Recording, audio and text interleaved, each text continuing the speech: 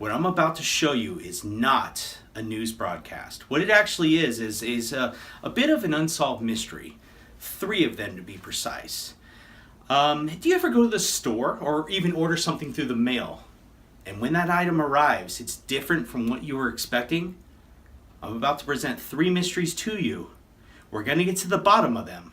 First mystery. No.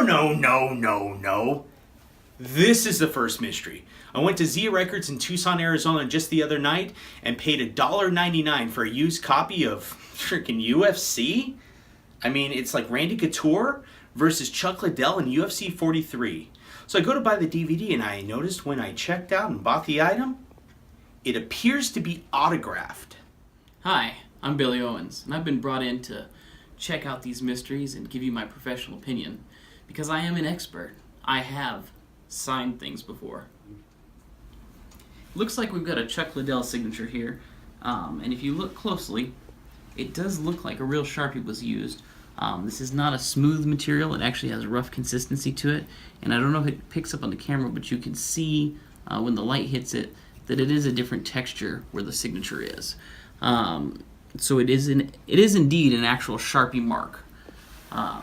Unfortunately, when I'm looking at this, comparing it to some examples that I have, the big problems that I'm seeing is if you look right here where the L is to lead off for Liddell, and then you take a look at the Liddell and the signature that we have, he's got the stereotypical loop at the top of his L. Over here, there's no starting point at the top of the L. In addition, the Iceman on almost every signature that I can find has a separated I with straight crosses on it, and this is curved crosses. So unfortunately, I don't think that this is a real autograph. That sucks. Next mystery. Several years ago, I went to a WWE live event here in Tucson, Arizona, and I bought a SmackDown souvenir program. Check out this bad boy right there.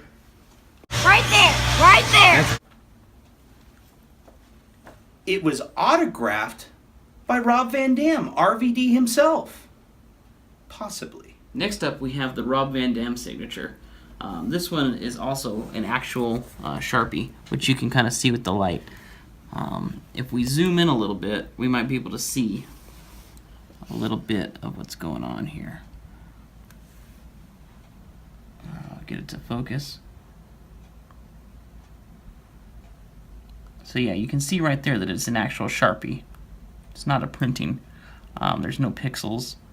And the swooping ends. It's very definitely a real Sharpie on that.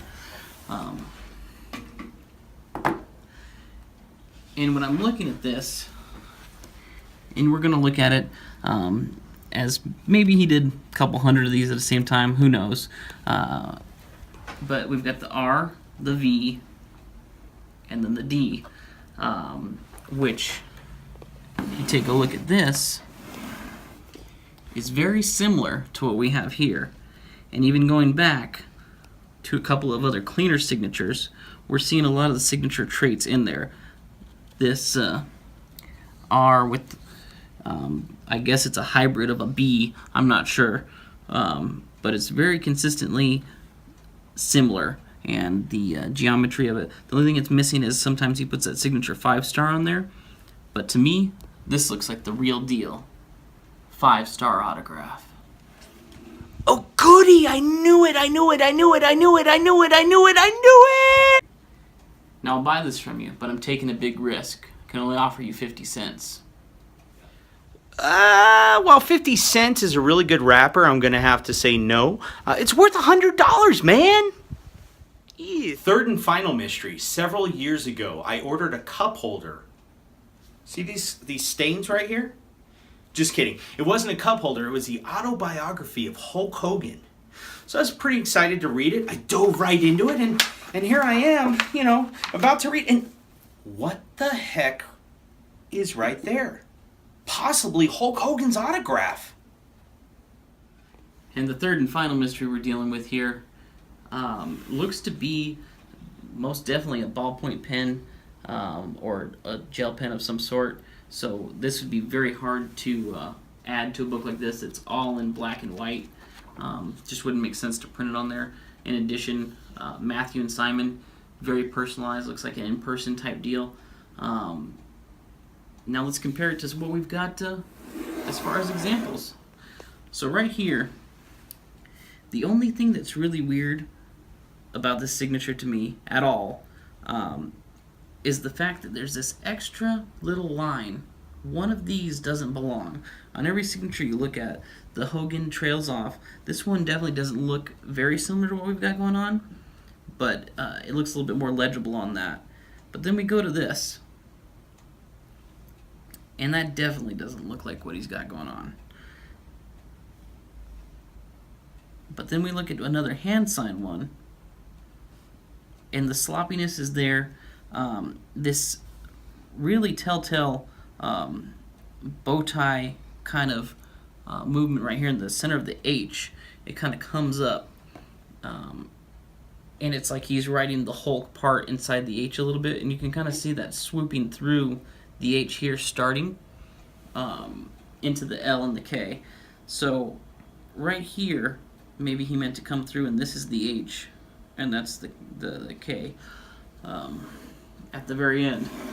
To me, this one, just too close to call, brother.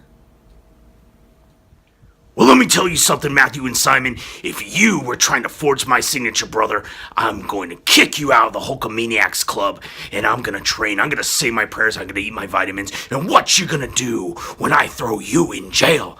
I mean, I meant to say that would suck if it's not real. Here's hoping, since it's too close to call, that it really is the Hulkster's autograph. So while I, the Welcher, I'm a little bit disappointed that not all of these items were authentic. But when I bought them, I didn't know they were going to be autographed anyway, so any authenticity is actually a bonus. So let me tell you, the RVD one being real, 1 out of 3 ain't bad.